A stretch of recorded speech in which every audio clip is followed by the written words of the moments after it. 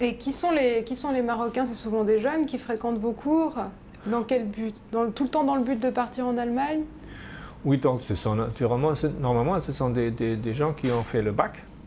Et après le bac, ils font des cours chez nous jusqu'à un certain niveau, B1. Et après, ils demandent le visa et entrent en Allemagne pour prendre des études. D'abord pour faire pour améliorer encore la langue, pour passer les tests pour entrer dans les facultés ou les institutions. Et vous avez eu des retours de gens qui étaient partis? Ça s'est toujours bien passé? Quels sont les retours que vous avez? Oui, normalement, il y a un grand chiffre des gens qui réussissent. Beaucoup, je dirais la plupart des gens qui passent le test ici et qui se préparent bien, entrent bien dans les facultés, dans les institutions. Et quand vous dites qu'ils se préparent bien, comment on se prépare bien à partir en Allemagne? Donc, d'abord, il faut apprendre bien l'allemand et pour réussir les tests. Le test, c'est homologué, c'est-à-dire le B1, c'est valable, ça correspond à 480 unités didactiques et c'est la norme, c'est le cadre de référence européen. C'est toujours même avec les autres langues comme français, comme l'italien, comme anglais, c'est la même chose en principe. Donc, ils vont bien...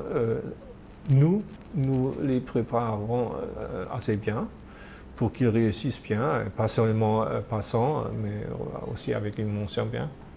Et normalement, ce sont des gens qui sont très ambitieux. Ils bossent vraiment, ça c'est énorme. Je suis souvent très étonné de la force comme ils font des études. Ils bossent toute la journée, même au Ramadan. Ça, c'est pour la langue. Et pour la culture? Ils ont très peu d'intérêt pour la culture en première ligne. Et ça, c'est sûrement pas un manque d'intérêt, mais je crois il manque le stimulus. Et pour ça, on a changé un peu la programmation dans le sens qu'on va donner une préparation plus ample. Donc une certaine préparation sur c'est ce qu'il y a à la culture allemande, comment elle la vit et comment ça se passe. Donc un peu une espèce de pré-intégration, on pourrait dire.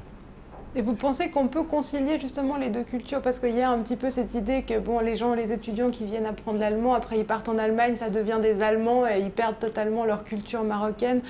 Vous pensez que les deux sont conciliables ou qu'il y a une part de vérité justement dans le fait qu'il faut en choisir une des deux mais qu'on ne peut pas... Non, je crois quand même il y a... Les différences sont pas...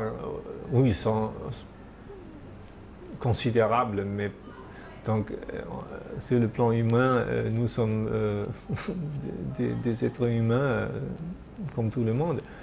Et, d'autre part, comme chez nous, on a une vie familiale, on aime bien être ensemble, de fêter, de manger ensemble, de sortir. Je crois que c'est la même chose. Surtout la clientèle, ce sont des jeunes. Donc les jeunes, dans tout le monde, ont un peu les mêmes intérêts. Et le fait qu'il y a maintenant les médias comme Internet, on est bien informé aussi un peu sur les trends et sur les choses qui sont en vogue. Donc il y a une grande affinité ce qui concerne les intérêts des jeunes. Et les jeunes se comprennent partout. Pour ça, c'est pas tellement difficile. La jeunesse internationale.